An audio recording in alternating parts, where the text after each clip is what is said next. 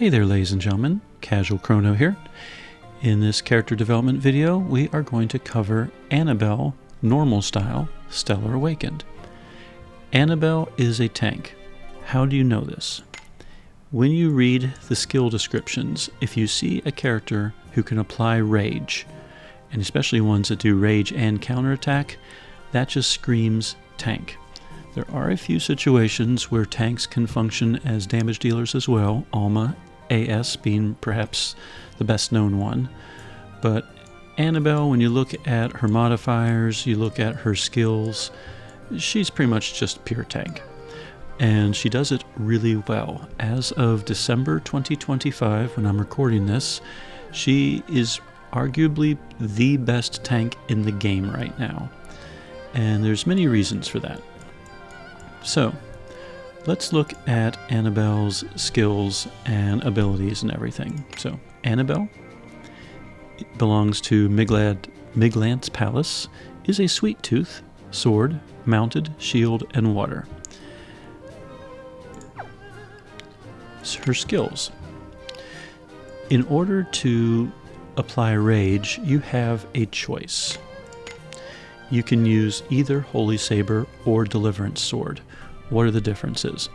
Deliverance Sword, it reduces power, intellect, which means incoming damage gets reduced.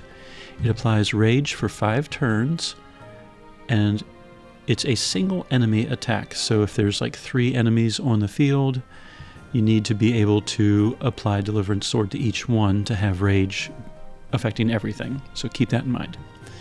It does a counterattack. And if you use Deliverance Sword, it counters physical attacks. Every physical attack she gets, she will restore 2,000 health to the whole party.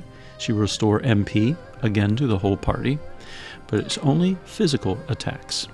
So it helps in Anabel's case to know what you're up against. If you're fighting a boss that does a whole bunch of physical attacks, you want to have Deliverance Sword selected. The other one is Holy Saber. And it does pretty much the same thing. It applies rage, 40% reduction.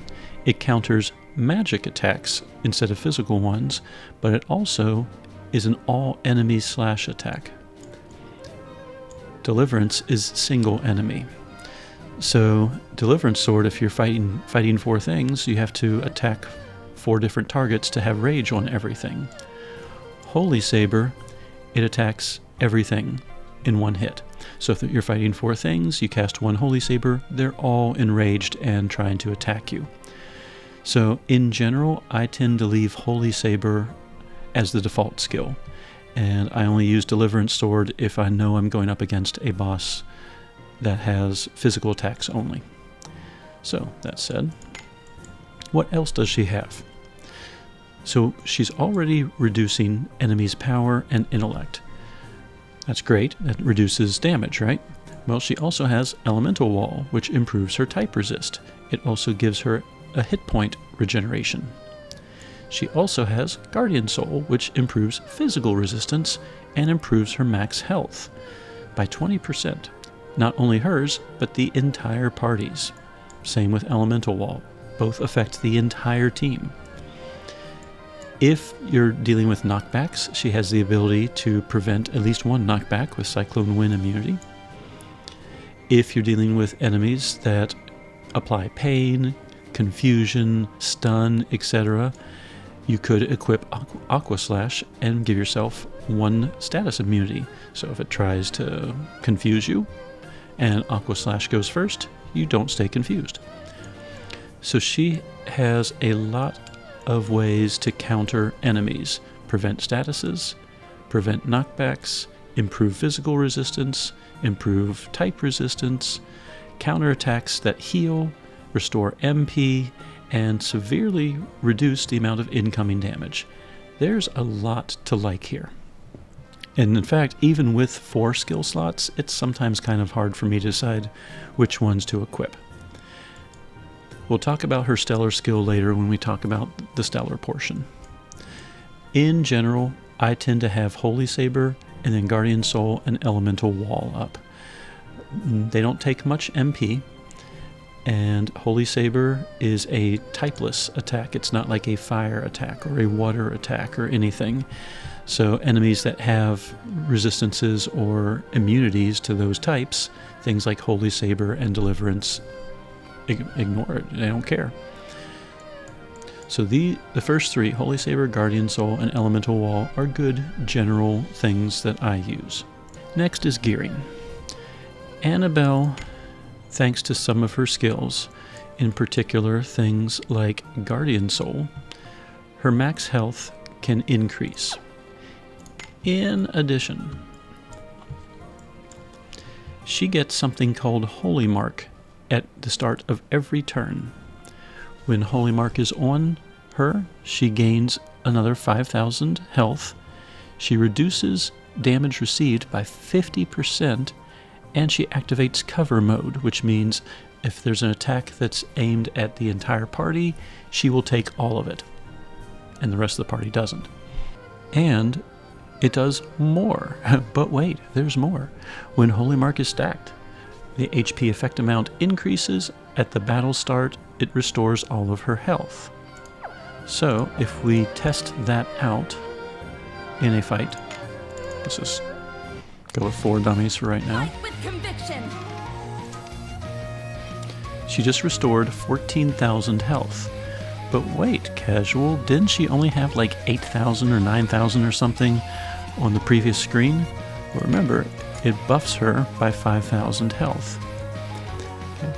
When Stellar Ability is learned, that actually increases to 7,000. So she just basically has 7,000 extra health just because. So she is unequipped with everything, just simply level 100, and already has near 15,000 health. If we use something like Guardian Soul now,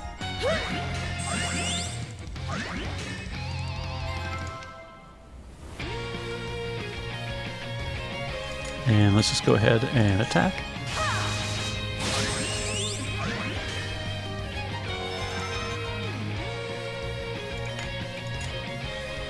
I still don't have her full amount, but even when I'm trying to restore her with the regen and everything, but you can see now she's almost at 17,000, and there's still a little sliver of black there. So her actual health is even higher than that. So let's just do, oh I know, we'll just do Elemental Wall and get a regen going and find out exactly how much health she has. Almost 18,000 health. Mind you, she has no gear on, no weapon, nothing. So we'll just do another Guardian Soul. Looks like that's the final amount. 17,800 health. That's an incredible amount.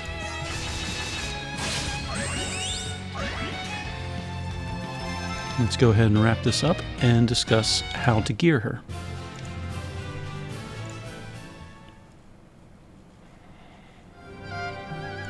Yeah. Give me silver tokens. I have so many of them.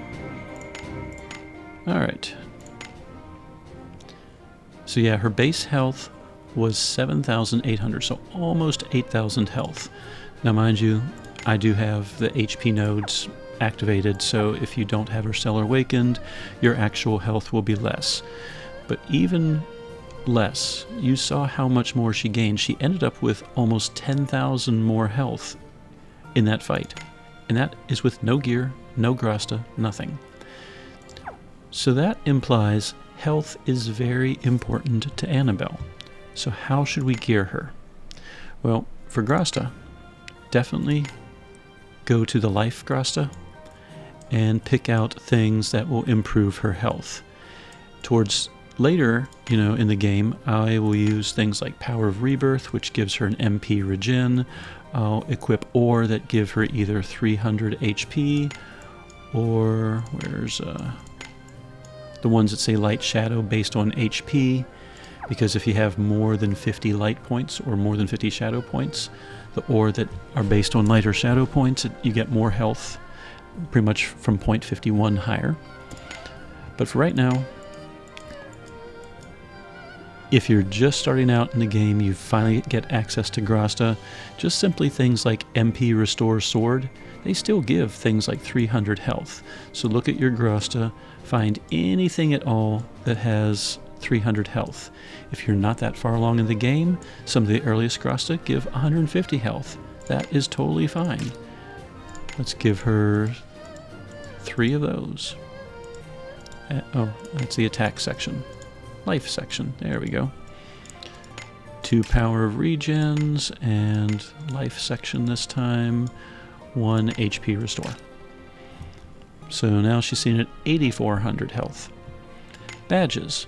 Well, surprise, surprise. It'd be nice if they had like an HP badge, but alas, they don't.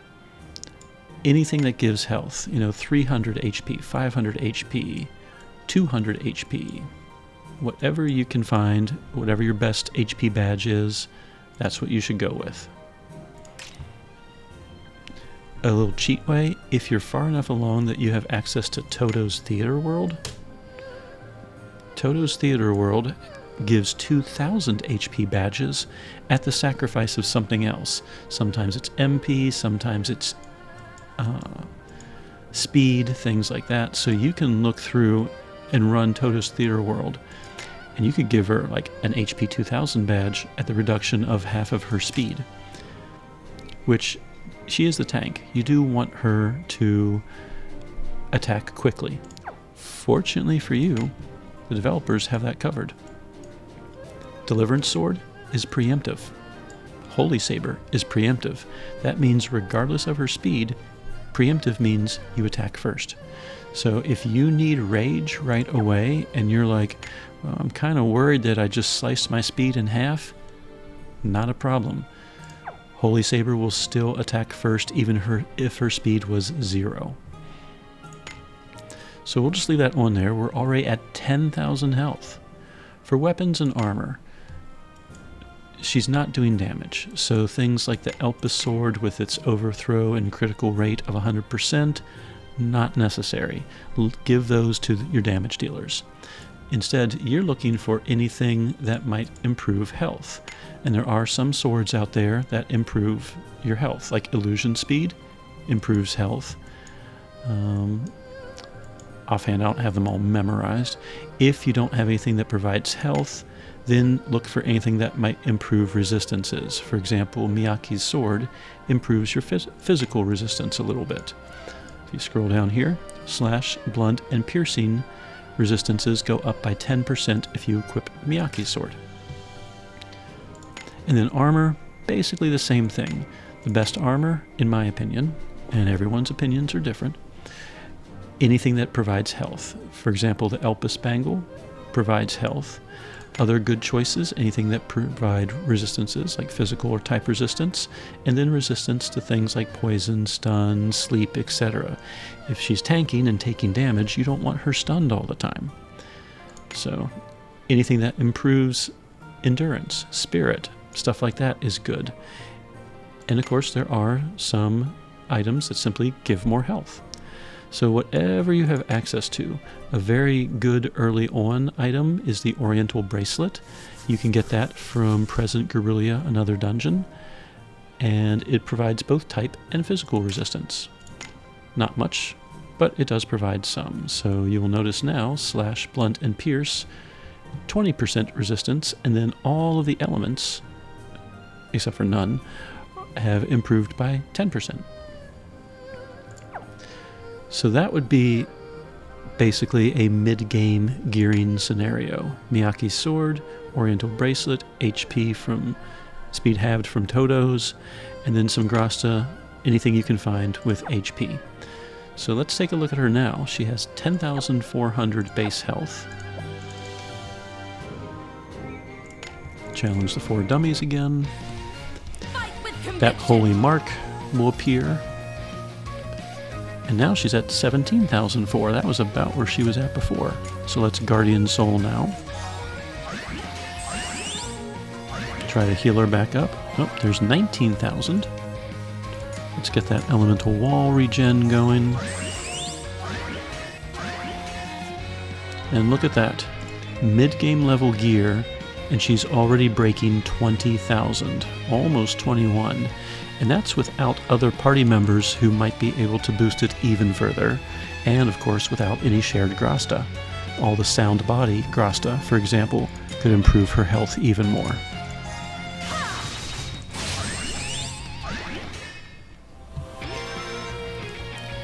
So that is how I would gear her. I tend to kind of follow the philosophy of you can't tank, you can't do damage if you're knocked out. And the only way to get knocked out is to bring your health down to 0. So let's go ahead and finish this up.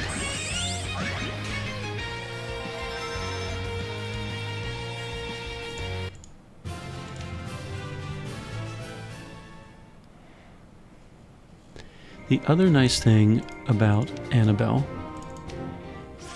more silver tokens. Yes, she's a water user. If you look at some of her skills, Aqua Slash, Splash Sword, they're water attacks. So you naturally would think, hey, we need to throw her in with a water team. Well, if you notice, everything here is typeless. Holy Saber, Aegis Boon, Guardian Souls, Elemental Wall, none of them have a type. Holy Saber and Deliverance Sword would be the only attack skills, and they're not water skills. So she could technically be dropped into any party at all. The only issues with that, since she is a water personality, if you have one of those situations where, for example, Cesta normal style, you have to have 4 wind users in order for her to activate an awakened wind zone. Well, yeah, you could drop Anabel in with Cesta if you wanted to, but then you're missing a wind user and that skill won't activate. So while Anabel can fit into pretty much any team, even magic teams, if she wanted to, keep in mind that if you have a character with one of those must-have 4 elemental types of, in the front row at the battle start, any of those things won't activate unless one of them happens to be a water type thing. So, on that note, I've been using Pise for sidekicks, but in case anyone was curious who that sidekick was in the demos. Now that said, let's go ahead and find a team for Anabel to protect. Whenever I do character development videos for tanks, it's always a little hard to really showcase them. Damage dealers, it's really easy. You go to a test dummy, you blast out several billion in damage and go, hey, this damage dealer is pretty awesome. But tanks are meant to absorb damage, to protect your team, allow them to do what they need to do to beat the boss. And the test dummies don't fight back, so there's really no way to show Anabel's tanking skills. That said, I'm going to go ahead and show you a free team with mid-game gear. And a little bit of an unusual team, since this team is made up of fire characters, and Anabel is technically a water user. If nothing else, this shows how Anabel can be put into any type team and be successful, hopefully. Alright, Aisha. Aisha is equipped as such. I have a modest 500 hit point badge. I have 3 grasta, each with 300 health, none of them with any additional upgrades. So she is sitting at 4,700 health. And she has Fire Zone, Jewel Concerto, which provides a regen and reduces fire resistance, and Eternal Fantasia, which buffs up the party, and of course attacks. Jade, character that I have not used in a very long time. Jade, however, even at 4-star, has the ability to inflict pain right away. So he can use Blaze Lance, inflict pain, it ignores resistances, which means pain will always land. Now this does not last infinitely. Pain can drop, so whenever pain drops, I can just recast Blaze Lance. Otherwise, he can reduce fire resistance and technically piercing resistance and improve his own damage, but he's level 60. He's only a 4-star. He's not going to be doing much damage. So he does have 3 power of pains as well, just to improve the very, very modest damage that he has. And otherwise is geared mid-game level. He has the Flame Edge Lance. He has the Flame Bracelet, which does things like boost fire type attack, and 25 power badge. Ryza. Now, I can't weaken Ryza. I can't remove her Stellar Awakening, so keep that in mind a little bit. She only has 30 light. I ran the dungeon enough just to get her to the second set of Stellar points. So that, and I think the collab characters start off at 16, so if you just binge on her dungeon for a while, you will eventually get 30 light. She's level 85, so not that much past level 80. And for skills, I intentionally kept off Blast Nova, because that's her stellar skill. That way, those of you that don't have her Stellar Awakened, you won't look at this and go, oh, he's using Blast Nova. I can't do that yet.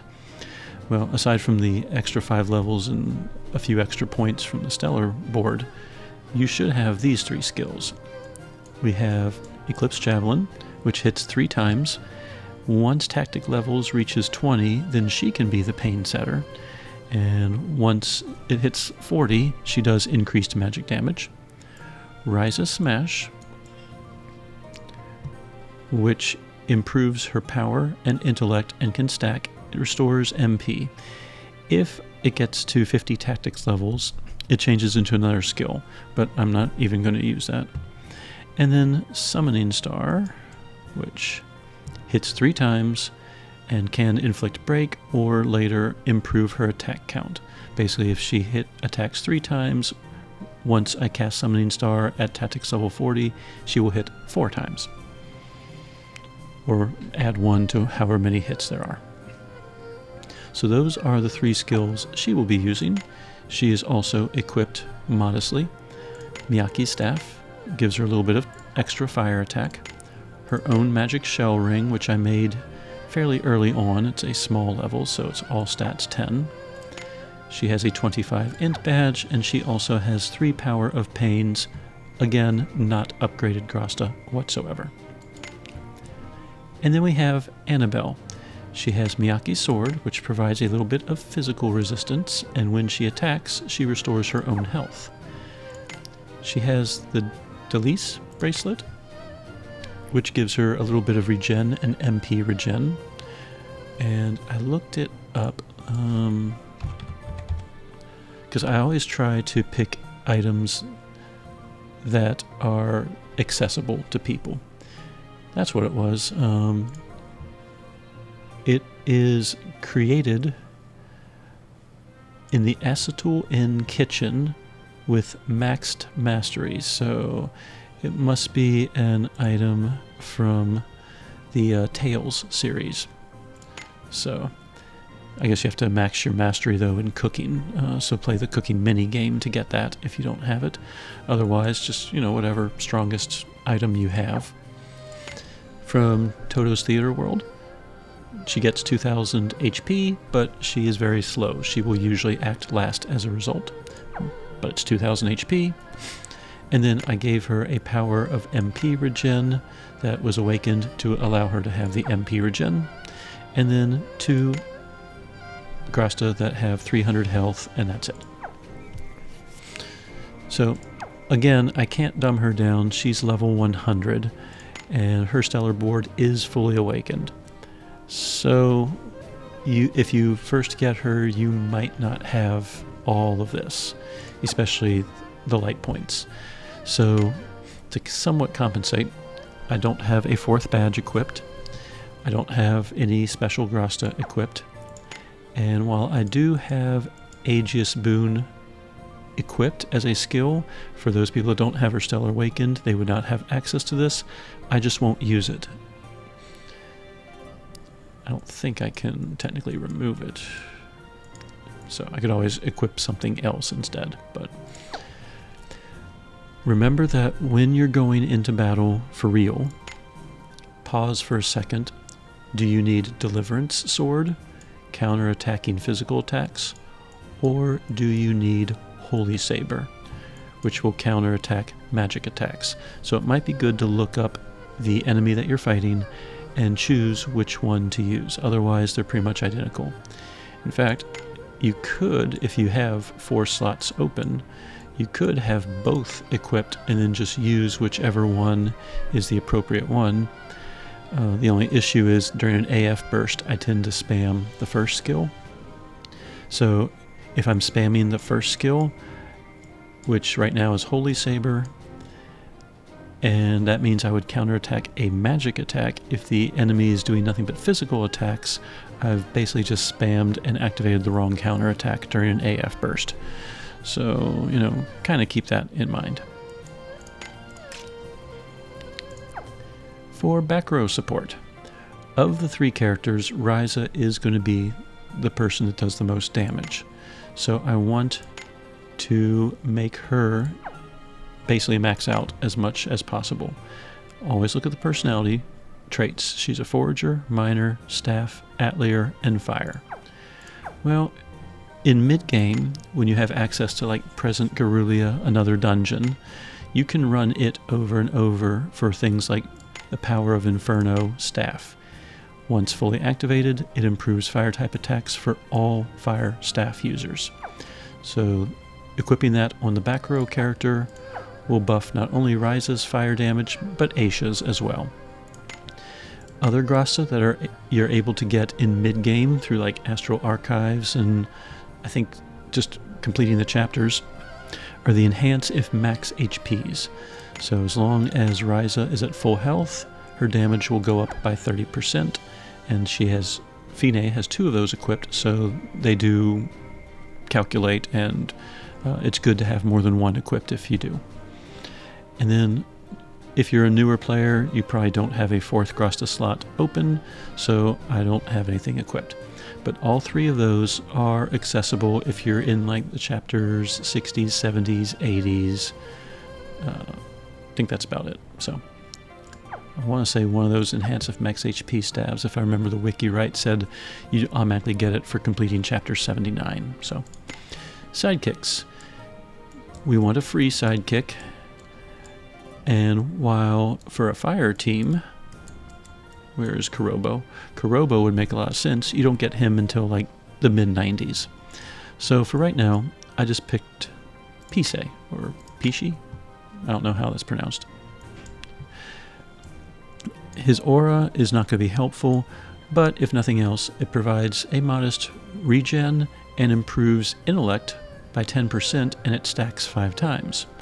Which means, after 5 turns, Ryza's intellect will be boosted by 50% plus. So that is the team, that is the one sidekick we are using right now. And let's see how they flow on the test dummy. Once we knock this guy out, we'll try it in a real situation. Now, as I mentioned, the test dummy doesn't really showcase tanks at all. I really wish they'd make a bag baddie that did attacks. Maybe turn 1, a single target, turn 2, an area attack, turn 3, a fixed attack. Something like that would be really cool for tank testing. But just so you can see the general concept of this team, turn 1, we're going to deploy a fire zone. We're going to inflict pain. We're going to just attack. And at this point, if I feel that rage on the first turn is important, I can go ahead and use Holy Saber. If I think I can squeeze by, if it's an enemy that does a lot of type damage, I can immediately get a type resistance up, or if it's an enemy doing a lot of physical damage, I could immediately get a physical resistance up. So just for consistency, I'm just going to do the 3rd skill for each character. So Elemental Wall for Anabel.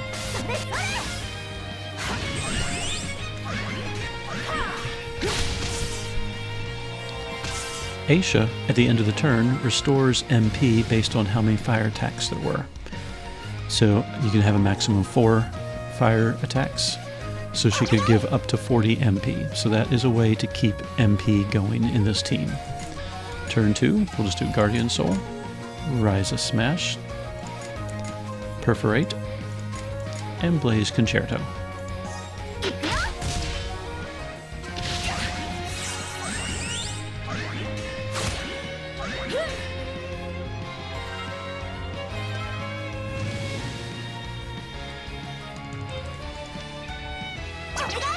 Turn 3, we'll buff the party. We will attack and reduce the fire resistance even more. We will Eclipse Javelin. And I'm noticing that we don't have Pain, that's okay. And we'll do Holy Saber.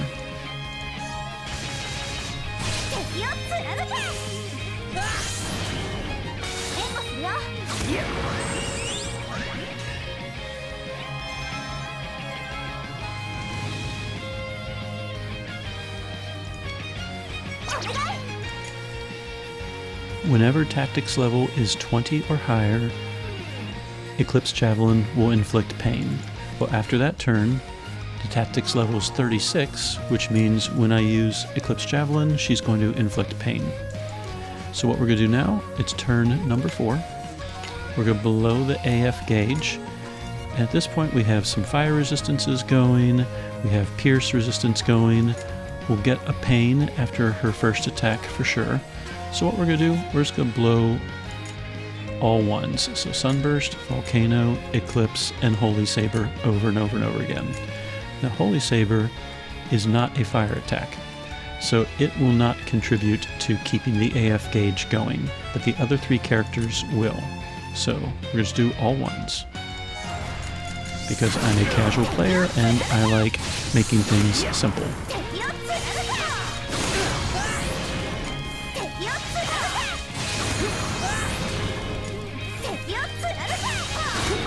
I'm ignoring the Stellar Burst gauge. We're not going to use it. We're treating this like mid-game where you probably don't have Anabel Stellar Awakened or Ryza. So we just did 50 million damage in one burst.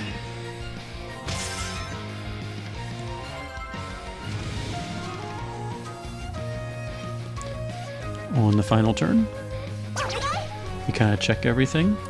Our MP is mostly full, and that's without her counterattacks restoring anything. That's just Aisha doing Aisha. And we just did 50 million damage in a burst. We've done a little bit more overall.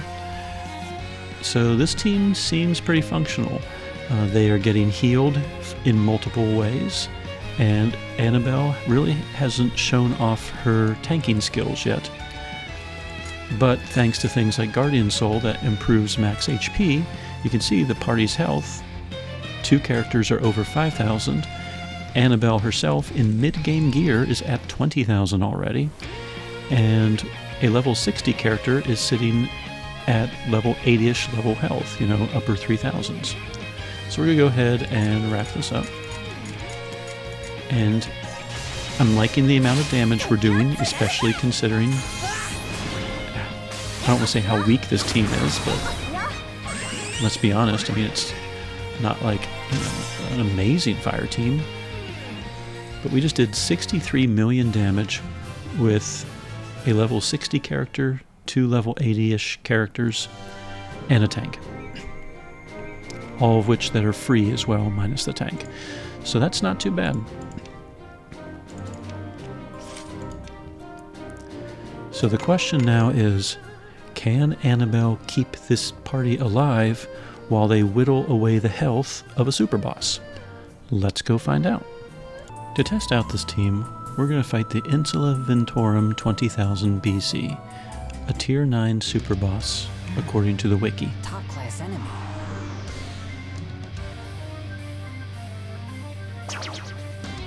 Turn 1, we're going to use Flame Serenade to get rid of the wind zone. We're going to apply Pain. We'll go ahead and do a fire attack and get type resistance going.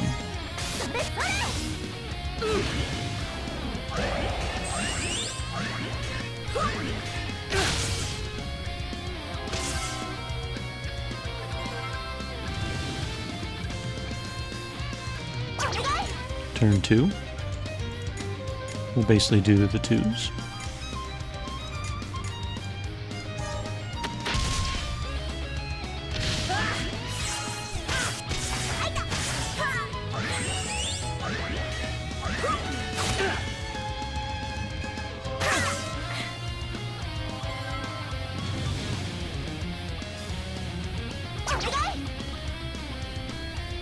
And turn 3, we'll get Rage going.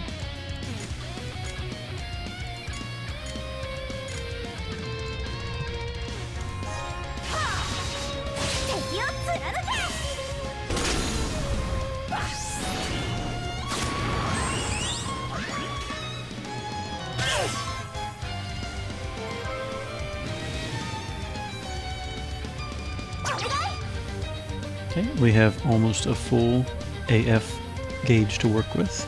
We have pain and some fire resistance decreases on the boss, and the boss is not super buffed up at the moment.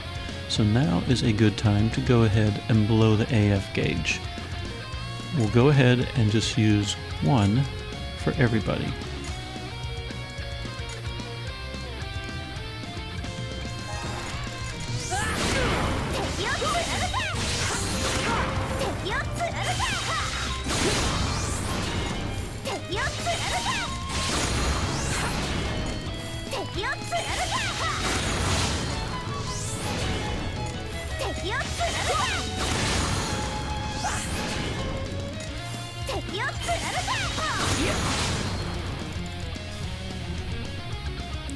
You can see we've taken a good chunk out of the boss.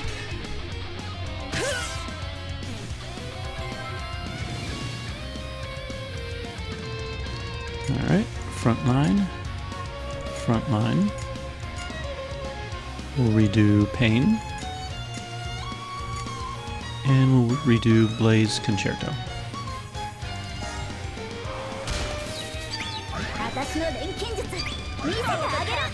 The 2 characters were stunned, so pretty much nothing happened that turn.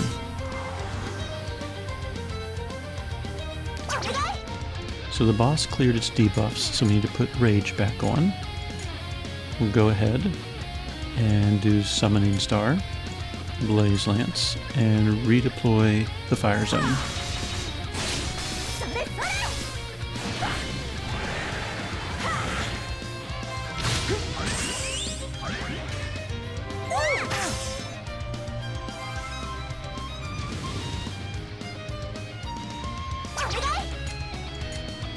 We'll do a Rise of Smash, Perforate, Sunburst, and we'll get the Elemental Wall going again.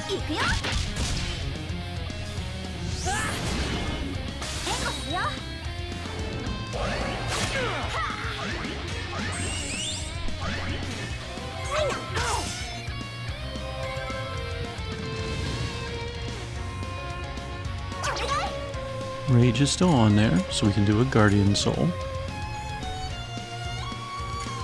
We'll go ahead and do an Eclipse Javelin, Perforate, and the boss cleared its debuffs, so we can re-put back Fire-type resistance. Technically a reduction in Fire-type resistance.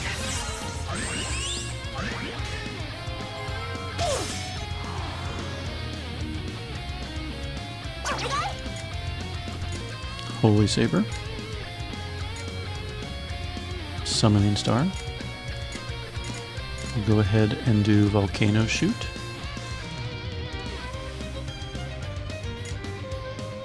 And we need to put down Fire Zone.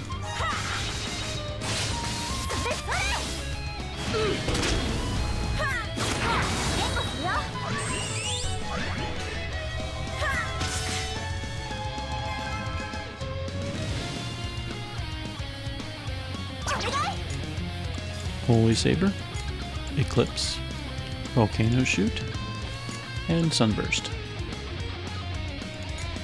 Actually, you know what? Oh, I guess change to Heaven's Quasar. I was going to say I could do another buff, but...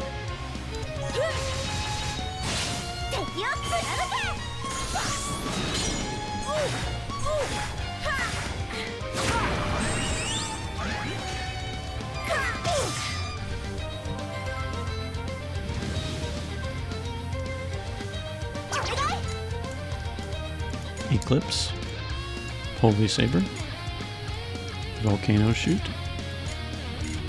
and we're still in, so we'll do a Blaze Concerto.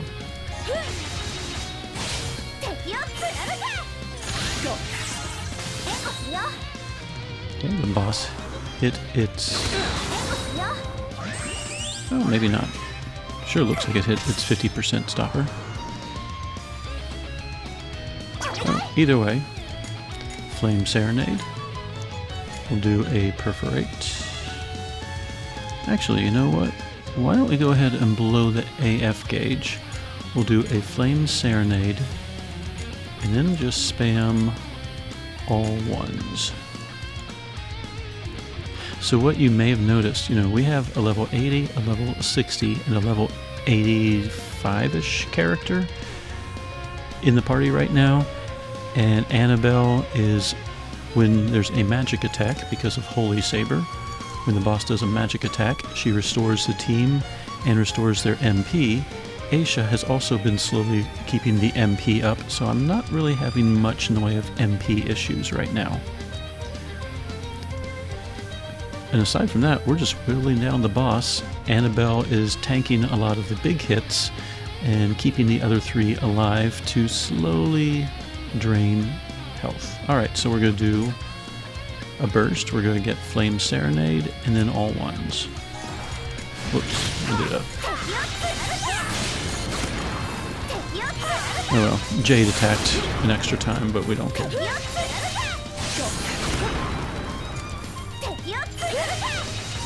And the boss should be out of life. 142 in that burst, and that wasn't quite a full burst. Now, I don't know if this really showcases Anabel with lower level characters, but they didn't die. And even though Ryza was Stellar Awakened, I kept her Stellar skill off the table and just stuck with her base skills. So if you just had a level 80 Ryza, the results should be pretty similar. I didn't have much in the way of back row support. Anabel was really the only gacha character in this group, and she was the one keeping the team alive and kept the enemy's damage output low thanks to Holy Saber. And thanks to her buffs, you know, the type resistance, Guardian Soul, etc., all of those kept the damage fairly low even when she was knocked into the reserves. So there you have it, a free team missing one character in the back row that wiped out a tier 9 super boss slowly. It wasn't like, you know, walk in 1 or 2 turns like a lot of people can do, but when you're just starting out in the game, you really just want to win, and it doesn't really matter how many turns it takes. So that is an example of how to win with Anabel absorbing all the damage, allowing the rest of your team to do whatever they need to do to beat the boss. Now that you've seen Anabel just doing normal tanking duties, it's time to explore her Stellar board. Her Stellar skill is called Aegis Boon. It's preemptive. It creates Stockade, which means it basically will take all damage. It provides Critical Guard. Critical Guard is interesting. The higher the physical critical rate, the more likely it is to activate. So that means if you have 100% critical rating, it will always be active. And then what it does is it decreases damage based on your luck skill. And if luck reaches 500, all damage is reduced by 75%. And where it says with some exceptions, there are a few bosses that have like one of those end moves that will wipe the party unless you defeat it in like 3 turns, stuff like that. That's what it's talking about. But it reduces everything. So just so you know the calculation, let's say that your luck is at 200, very low luck. 200 divided by 500 is 0.4. What you do is you multiply that value by 0.75. So times 0.75, and that gives us 30%. So that means if you have 100% critical rating, 100% of the time, all your damage will be reduced by 30%. And that's on top of all of the other buffs that she has. The improved physical resistance, improved type resistance, the reduction in power and intellect to the boss. So this critical guard is really incredible as long as you have a high physical critical rate. When you use this in a burst, you automatically cast Guardian Soul and Elemental Wall, which kind of sort of means when you're choosing your skills, if you have Aegis Boon equipped, you may or may not want to have Guardian Soul and Elemental Wall equipped, because every time you burst with Aegis Boon, you gain the benefits of both. Me personally, I still like having them on my skill board, I guess you could say, skill slots. Guardian Soul lasts 5 turns. Elemental Wall lasts 5 turns, but if they get dispelled, then you don't have either one anymore, and you have to wait for another burst in order to redeploy them. So I just like keeping them up anyway, but some people might use this opportunity to give themselves status immunity and Cyclone Wind immunity instead. They Aegis Boon for the type and physical resistance, then they have status resistance and knockback resistance. That's a lot of resistances. So however you want to prep for a super boss, go for it. So, all right, where is my elemental? Check. The downside with Aegis Boon is that it does cost a lot of MP, even more if you have something like Rose with Thorns that improves how much MP you use. I guess it doesn't really improve it, it makes it worse. Increases is probably the word I'm looking for. Let's look at the rest of the tree. When Holy Mark is stacked, the HP effect increases. So instead of 5,000, you gain 7,000. And that's why earlier in the video, when she was completely unequipped, her hit points were going through the roof. And I didn't have any way to undo that stellar perk. So, and then at battle start in frontline, it restores all of her health. If she's paired with sword or water allies, every time she acts, she stores up light power. So that's kind of telling you she should be part of a water team or a sword/team. And the fact that she's storing up light power means ideally she should be with other light users. And then when a burst occurs and light power is greater, she gets back half her health. That one, this whole branch is the weakest one in my opinion. If you are limited on stellar points, you may or may not want to invest any in this area, because you usually are running with some type of other heals, either a sidekick, something that is restoring health. So does she really need to restore health? And then how often is light power going to be greater? It kind of depends on who she's with. So this one, extremely skippable, I think. This stellar skill, definitely nice. This ability, definitely nice. And this one, if she's going to be with sword and water allies, and if the majority of them are light, because a lot of damage dealers tend to be on the shadow side. So this one is kind of a maybe, and this one I think is totally skippable. Otherwise, if you look at her board, a lot of them increases her health, increases stats, levels of course, a little bit of MP.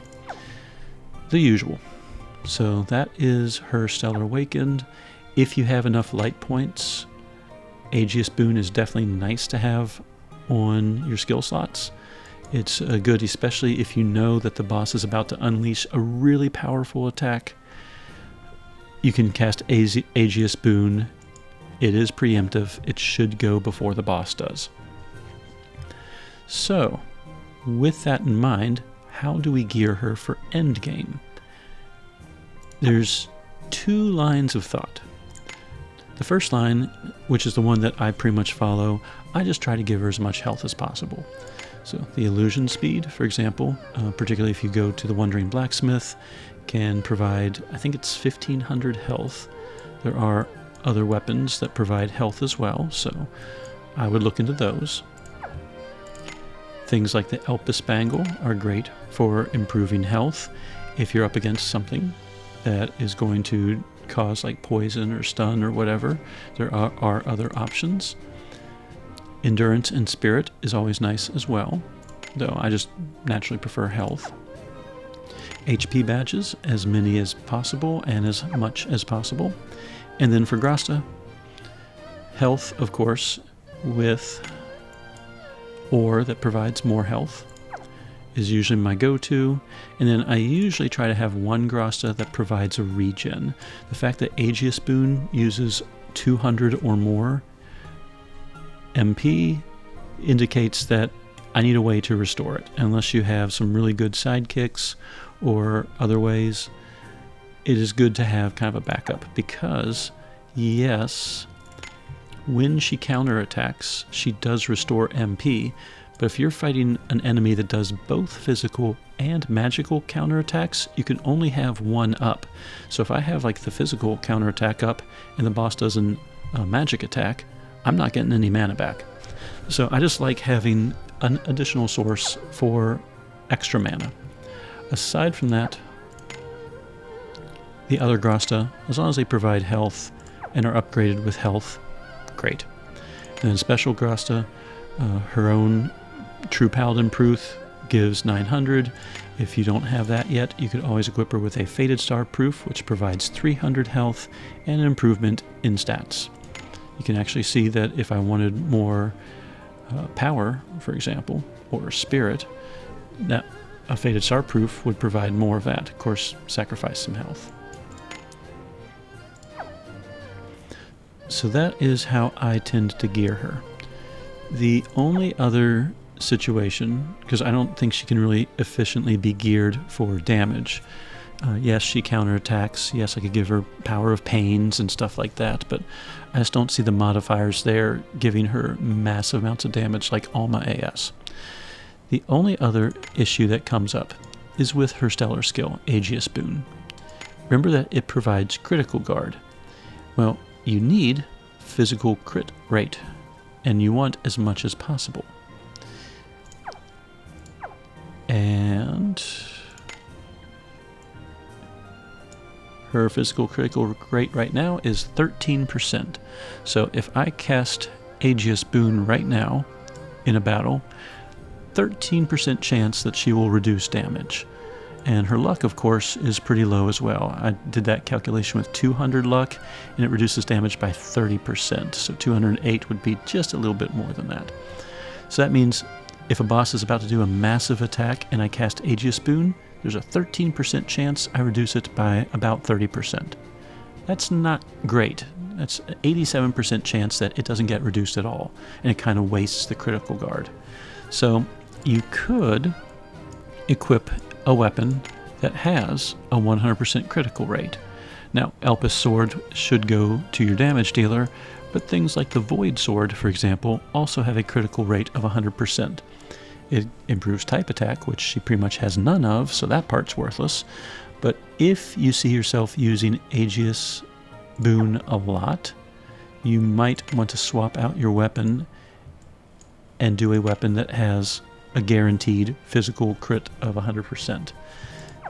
Otherwise, you will have to rely on your party members to provide that buff, because there are a lot of characters that provide 100% critical rate for like several moves or like 1 turn or 2 turns or something like that. But of course, buffs can be dispelled, whereas equipped items a lot harder to work around if you're a boss. So if you see yourself using Aegis Boon a lot, you might want to swap out and actually reduce your hit points, but give yourself something like the Void Sword. Yes, you're going to lose about 1,000, 1,500 health more when you factor in all the health buffs and everything, but you will guarantee that critical guard will go off. And then if you really wanted to, you could swap out your badges or your gear and try to get gear that provides extra luck. I'm actually blanking offhand. Grace Armlet? Yes. Grace Armlet provides luck and spirit, for example. So you could equip stuff like that to try and improve your luck, or have characters in your party that boost luck. And there are a few that do that. So those are kind of the two ways to gear for super bosses. I find that she's so tanky, I don't really need Aegis Boon all the time. In fact, it's fairly rare that I do, so I just tend to stick with as many hit points as possible. To showcase Anabel in an advanced situation, I have this water team designed. Anabel is the tank, as much health as possible. We have Ilulu Altar, whose main claim to fame is Spirita Delecta, which provides pain, and she has a few other skills, of course, that are helpful. Verdanta, very powerful sword character.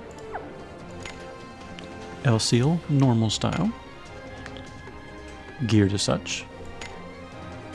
Back row support, Aldo, power of rapid sword, enhance of max HP, sound body sword, and Leclerc, who is basically buffing up water characters, Verdanta, and light users. And this team, Ilulu is Shadow, but Verdanta, Elseal, Anabel, Aldo, and Leclerc are all light users.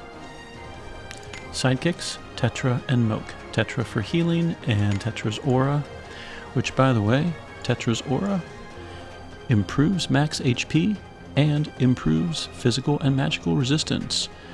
Anabel's already tough as it is. This will make her even tougher the first time her hit points go below 80%. And then Moke is included because upon weak point damage, critical damage goes up. That not so much helps Anabel, but it helps the rest of the team. So we are going to fight the Tier 11 Super Boss, Lucidium's Shadow.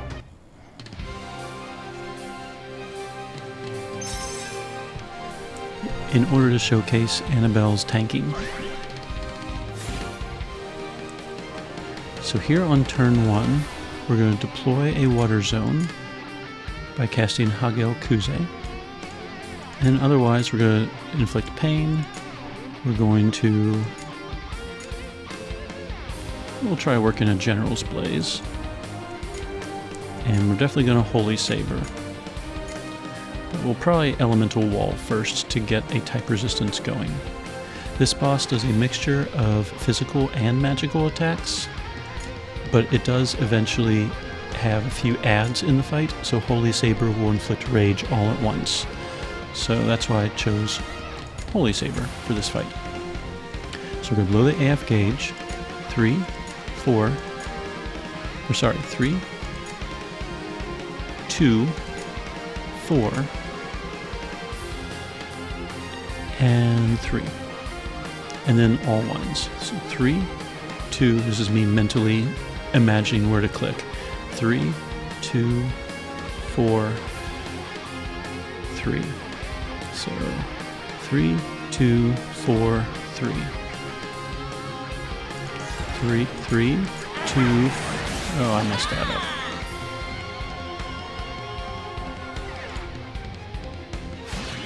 Round 2. Alright, this time with less fail. If you didn't know, if you are in the middle of a fight and you force quit the game, you can restart the fight. Very helpful on the Ukwaji clan trying to get random weaknesses. Alright, hopefully this time with less fail. 3, 2, 4, 3. 3, 2, 4, 3. Alright. And then all ones.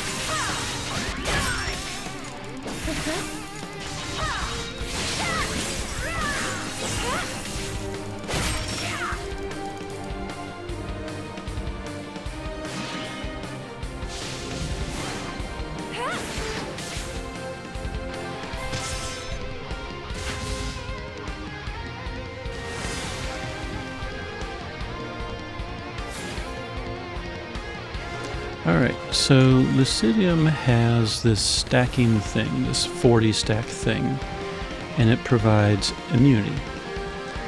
And then depending on how many moves are executed, it will reduce. Once it hits 0, then you can attack. So we're going to blue Ice Flare.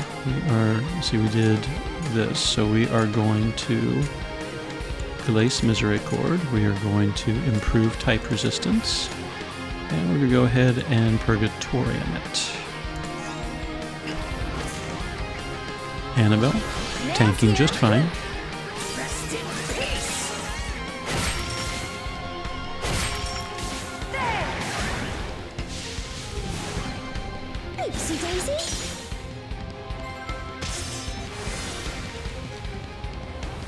This particular boss has 4 lives. So now we're going to Guardian Soul.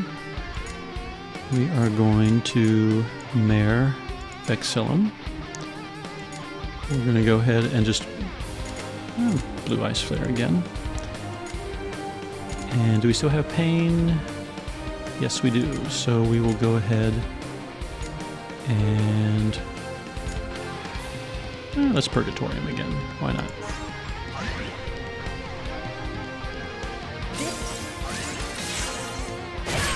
The boss is about to use up one of its lives.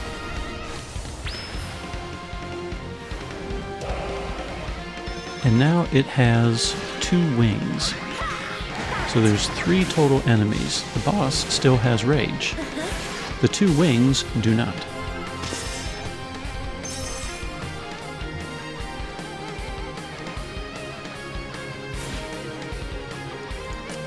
And so, what we need to do, if we Holy Saber, remember it attacks all enemies, the wings will then have the power int reduction and will have rage. So Holy Saber, a definite for right now. Everything is null at the moment because we have to chew through that 40 stacks again. So at this point we're just using attacks that will try and do that as quick as possible. So blue Ice Flare attacks twice, and then as long as her health is high, can attack up to 2 more times. Lyritizona attacks 3 times. Purgatorium attacks once. Anima Amaryllis attacks once. Purgatorium attacks once, but keeps some slash resistance going. And Spirita Delecta attacks once. However, it attacks all enemies and inflicts pain. The 2 new additions don't have pain, so we're going to go with that one.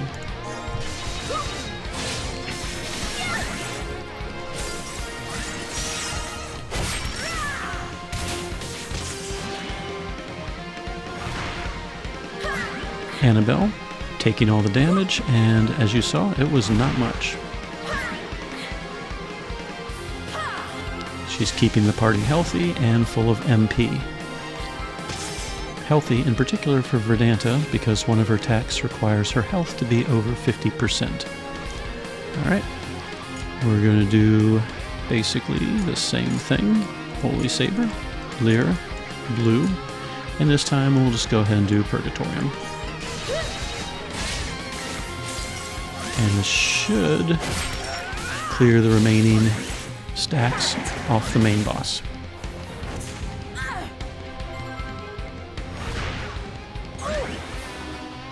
Anabel, continuing to tank away, heal, no issues.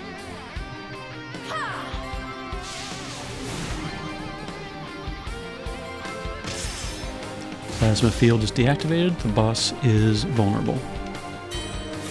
And that's somewhat important. You'll notice the wings have their own little stack going, 6 on each wing. When it hits 10, it will basically blow up the party. So we don't want that. So we have a full AF gauge to work with, but we are no longer in a water zone. There's also another issue that the 2 wings don't have weakness yet. So we're going to blow the AF gauge. We're going to Hagel Kuze in order to deploy the water zone, and that will keep the AF gauge going longer. And then otherwise, we're just going to spam all 1s. So we're going to do 1. How many turns is that? 5 turns. What turn are we on? Turn 6. Does she still have that buff? It's always good, especially in the difficult fights, to double check all buffs. Alright, let's see. Looks like she has a lot of buffs.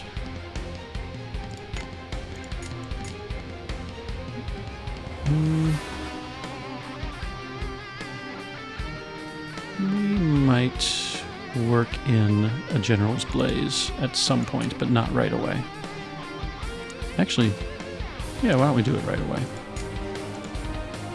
Alright, so we're going to do 1, 2, 4, and then all ones. 1, 2, 4, all ones. We have our water zone. The wings have been destroyed.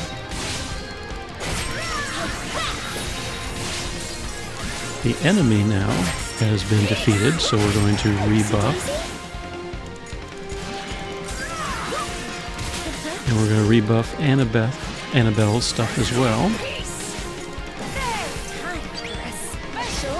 So if you saw there, once I saw that the enemy's hit points were at 0, I made an effort to cast Guardian Soul and Elemental Wall.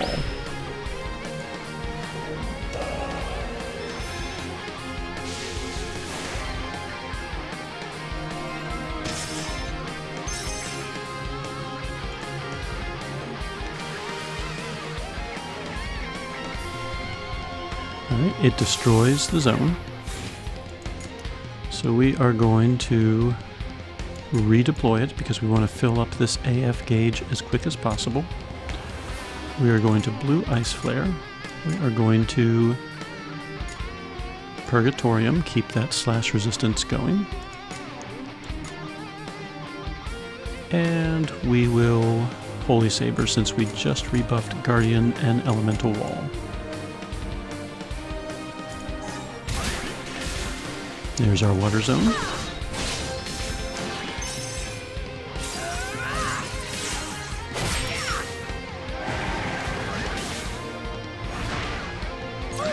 The wings are getting stronger, so you'll see Anabel taking more damage. But still, she is taking all the damage for the team. In fact, I'm thinking about it, I'm not sure if the other three have even gotten hurt yet. Alright, now another thing, Glace Misericord.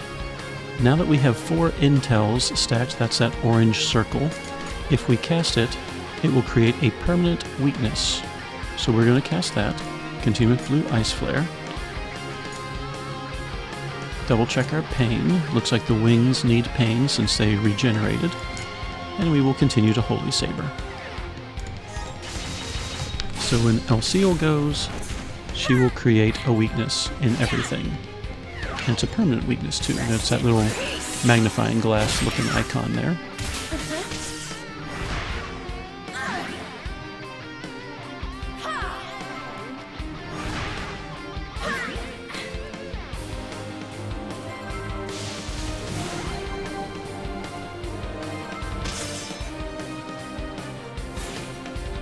Alright, we are at 6 stacks on the wings. So we're going to Layer to Zona it, Blue Ice Flare it. We'll go ahead and Holy Saber. Actually, we'll do Mare Vexillum, improve the party. There's only 2 stacks left on the boss, so pretty much any attacks are going to clear it. So in fact, let's go ahead and General's Blaze as well. So we'll use those 2 opportunities to buff. Purgatorium and Holy Saber should give us an AF gauge to work with.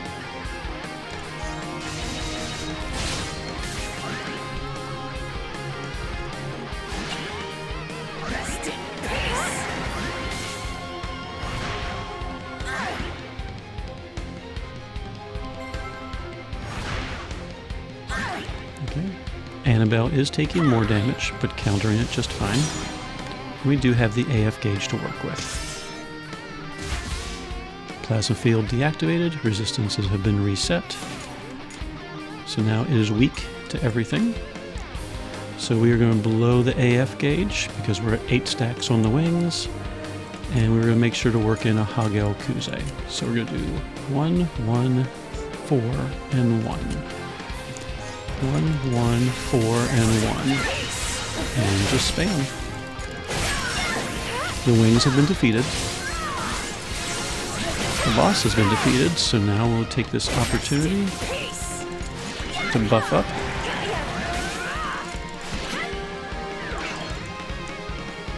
I didn't get enough time to work in an elemental wall.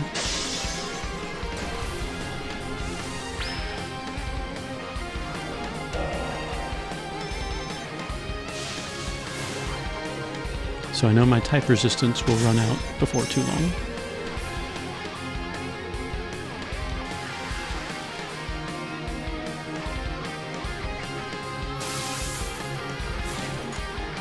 So I'll go ahead and cast it right. Actually, I'm going to do Holy Saber first and get the Rage going. Almost forgot, every time the wings get defeated, we need Rage again. We will layer to Zona, we will blue Ice Flare, and we will get Pain going again.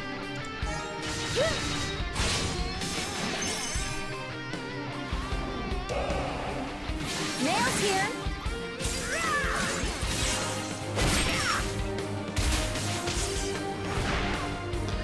Anabel is now taking much more damage.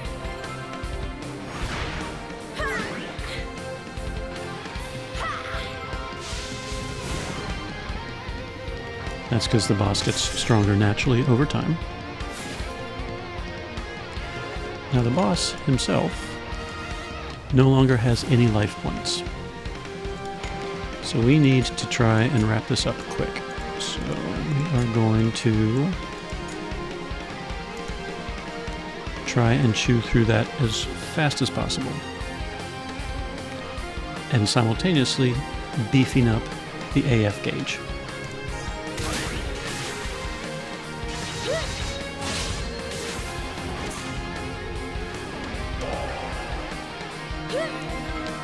Rest in peace.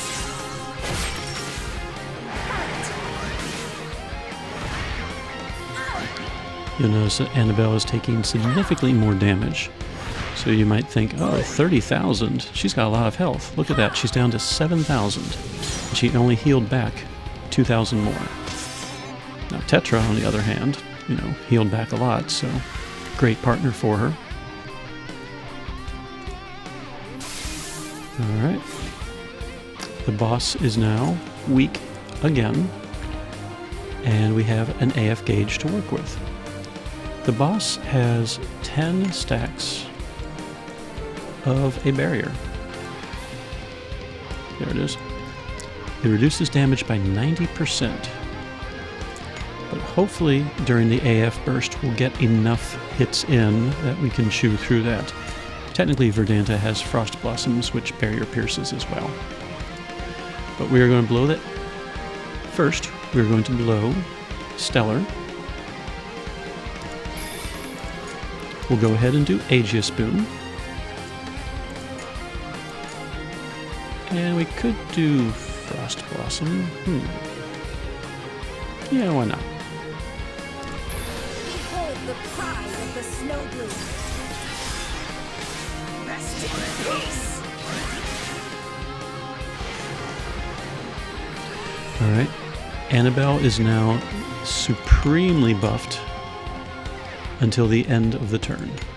So we're going to blow the AF gauge. We're working one Hagel Kuze, but otherwise we're just going to cast 1, 1, 4, and 1 over again. 1, 1, 4, 1. Chew through that barrier.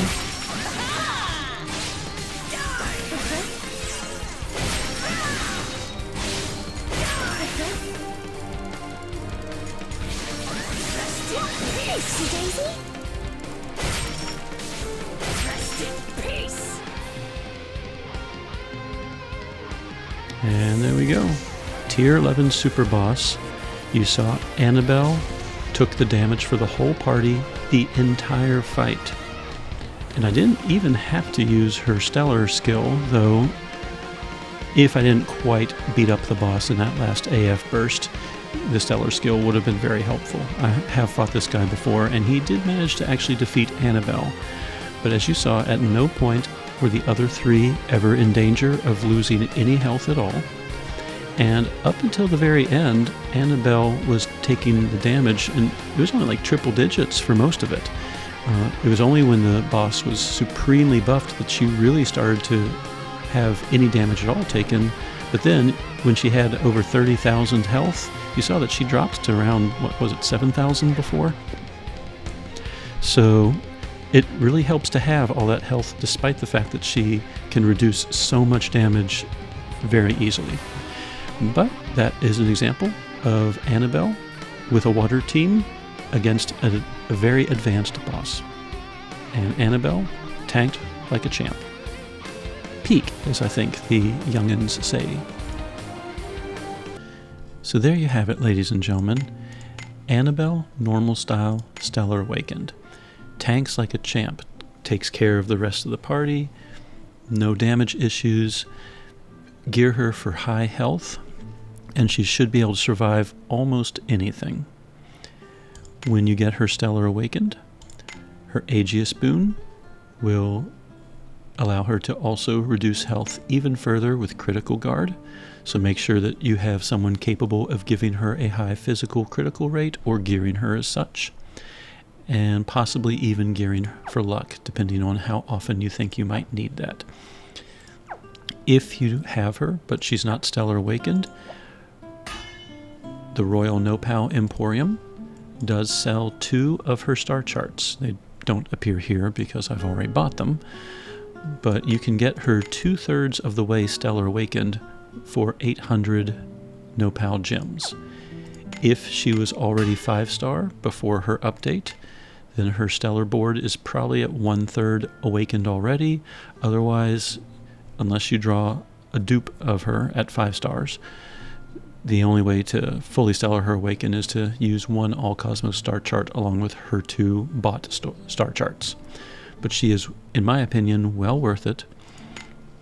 This is how I geared her. Again, everyone gears differently. I'm not saying I'm using her perfectly, but I'm winning fights with her as a tank, so I figure I'm doing something right.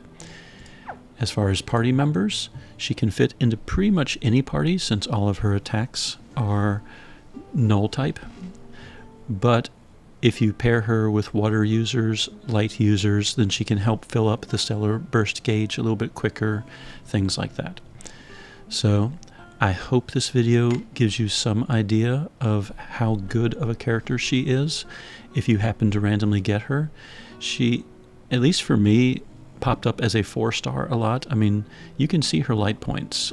I don't know if I put any light points into her, but playing over the years, she's just one of those characters that always seems to appear. So, go me, I guess. But anyway, if you happen to pull her, even as a 4-star, and you go, wow, who's this character? Now you can see she is 2025's best tank in the game, and will probably be a very good tank well into 2026 as well, unless the developers have something even better planned coming up in the future. So congratulations, excellent character to pull, whether or not she seems like it at first, and hopefully this video gives you some idea of how to gear her, what to give her as far as party members and support, and how she can function in a team. So, hope this helps. Casual Crono, signing out.